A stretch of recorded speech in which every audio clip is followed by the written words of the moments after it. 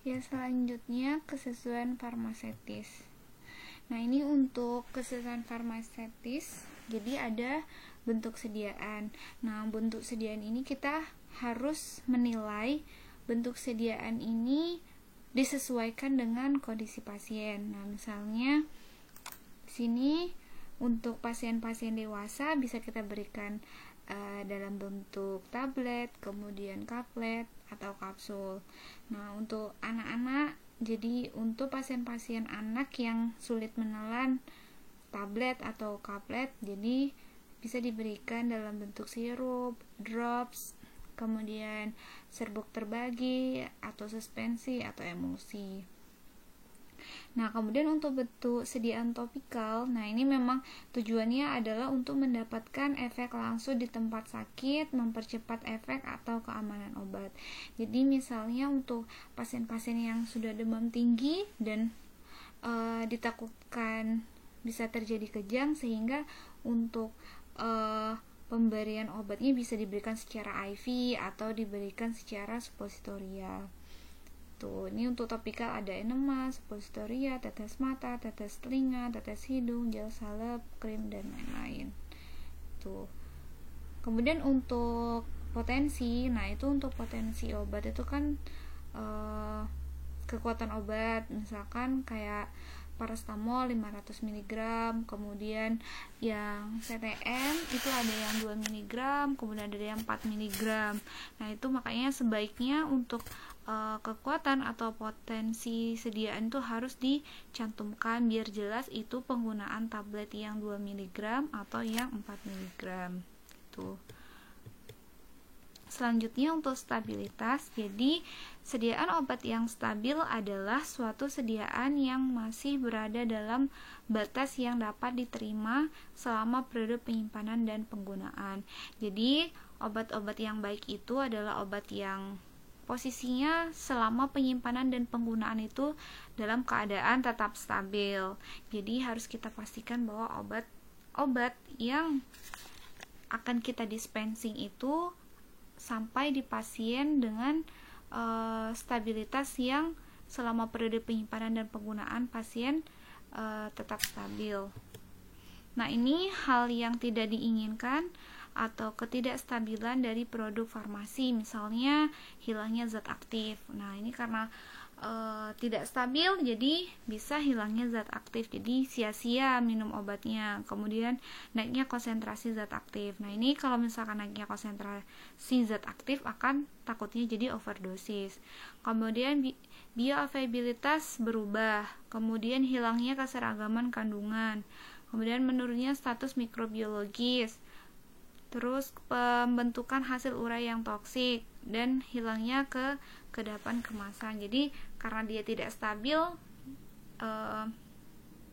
dari kemasannya, jadi gampang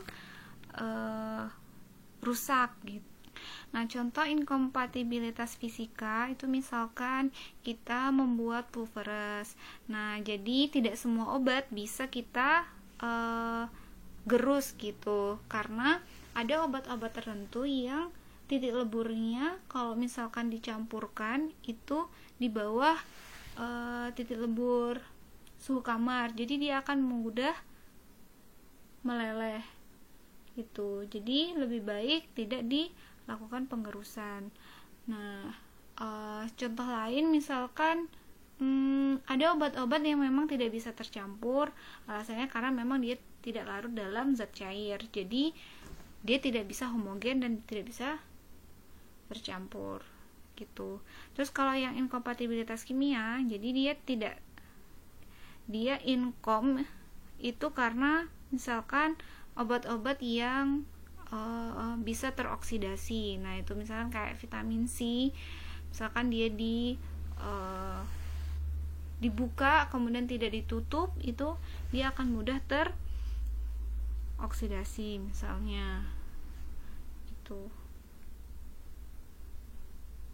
Dan biasanya untuk yang inkompatibilitas kimia itu ditandai dengan perubahan warna tuh.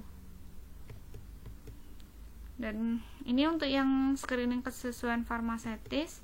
Jadi di sini ada kriteria. Yang pertama ada bentuk sediaan. Jadi bentuk sediaannya apa tablet, kapsul, atau emulsi ya.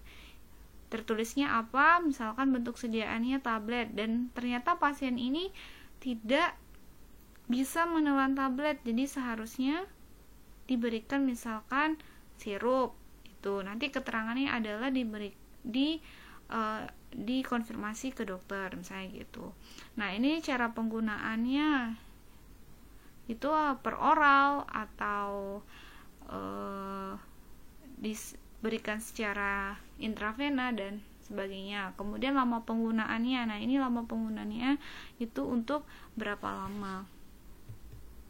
Nah, ini untuk stabilitas dan inkompatibilitas farmaseutik. Nah, ini kita lihat dari obat-obat yang tercantum di resep itu stabilitasnya ada atau tidak. Kalau misalkan semuanya stabil berarti tidak ada permasalahan stabilitas. Kemudian yang inkompatibilitas farmaseutis ada atau tidak ada. Jadi kalau misalkan dia semuanya aman gitu, tidak ada yang inkom, berarti kita centang tidak gitu. Lanjut untuk ke pertimbangan klinis. Jadi ini pertimbangan klinis kita pakai konsep DRP atau Drug Related Problem. Itu yang pertama ada indikasi tidak ada obat, kemudian yang kedua ada obat tidak ada indikasi, kemudian yang ketiga pemilihan obat yang tidak tepat. Nah, ada kontraindikasi dan alergi, efektif terapi bukan yang paling efektif maupun aman, kemudian duplikasi, kemudian keempat dosis terlalu rendah, kemudian dosis terlalu tinggi, kemudian ADR, kemudian interaksi obat, dan kegagalan menerima obat. Itu baik. Ini untuk contoh kasus. Kita langsung ke pembahasan cara screening resep dari contoh kasusnya, dari mulai administratif, farmaseutis, dan pertimbangan klinis.